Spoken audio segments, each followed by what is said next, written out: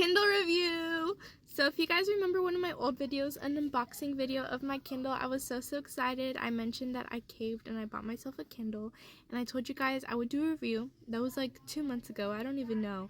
But here's my review of my Kindle. So first off, is it worth the buy?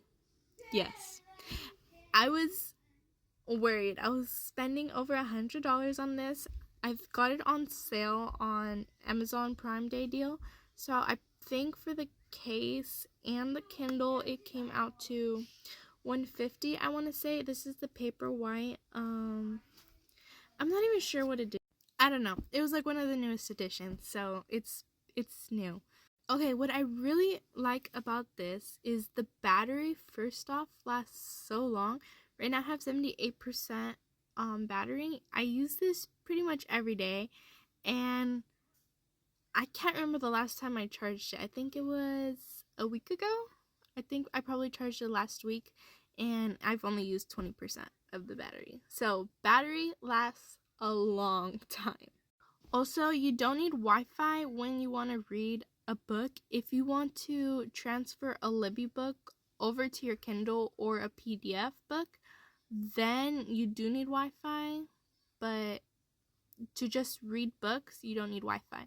So I have like over 20 books already like on this thing, so like I could just read a book at any time since they're already on my Kindle, and I don't need Wi-Fi, so I could be like anywhere and I can read. You can make collections of books, which I really like. So I have my book folder of books I've already read, and then I have a book folder of my TBR list of books that I have downloaded that I want to read next. And like based on the books that I already have downloaded and that I've rated like stars on, because I could rate the books straight from my Kindle, on the homepage it gives me like books of, oh, these are some books you might like based on this book. And I'm like, oh, you're right, I probably will like this book. And then you can click on the book and you could read its description and the ratings. And if you want to buy it and keep it forever, I don't buy it off the Kindle store. What I do is I place a hold on a book on Libby, transfer it over to my Kindle, and the book stays on your Kindle, and so do your notes, which I'll get to in a minute.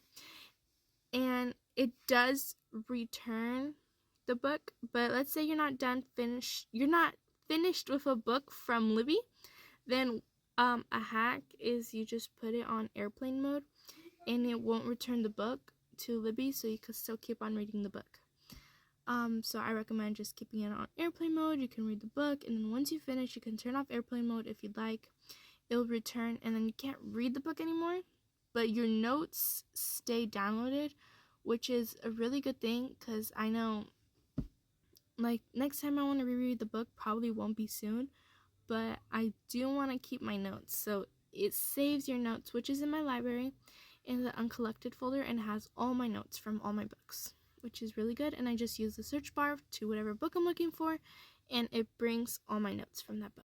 Okay, now this is really good if you want to expand your vocab. I know when you're reading a physical copy of a book and there's a word that you stumble across and you don't know the definition of the word. Rarely, like, I know you're not going to go to your phone, Google the word, blah, blah, blah, blah. But on your Kindle, you don't know a word, you simply just hold down the word and it gives you the definition of the book. Sorry, I keep saying book. Of the word. It gives you the definition of the word, which is really helpful. It also gives translations if needed. I haven't done this personally, but you could drag it and share the quote to Goodreads. You can also highlight it just for funsies, like that. That was a random note. Let me delete that. Also, it displays your time up here and what page you're on in the book right here. Also, what I really like is it keeps the actual pages. It doesn't, I know when you download a PDF, it might say page 50, but in the actual book, it's actually like page 30. So this, you'll notice it says page 518, page 518, page 17 now. So it's like transferring the digital pages to the actual book pages. Does that make sense? It makes sense in my head. It also tells you how far along you are in the book. So it says 99% through the book. So I'm like, oh, I'm basically done with the book. You could read about this book, like the little blurb, the author, how many books are in the series, the typical time to read this book. Powerless, it says 10 hours and 28 minutes. There's 523 pages in the book. You could quickly go to the table of contents. I could see all my notes. These are all my notes. And the contents, if I want to go to chapter 56, Kai, or if I want to find out whose point of view I'm reading next, then I go there. It also has popular highlights, like popular highlights from other people. You can change the font, so you can make it bigger. You can make it more bigger still if you want it bigger. You can make it smaller if you need it smaller. It has dark mode. I like the light mode personally, but if you want to see it with the dark mode, you just go here, dark mode. This is what it looks like.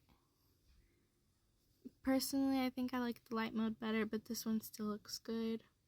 You could change the brightness. That just got brighter. The warmth. You want it warmer.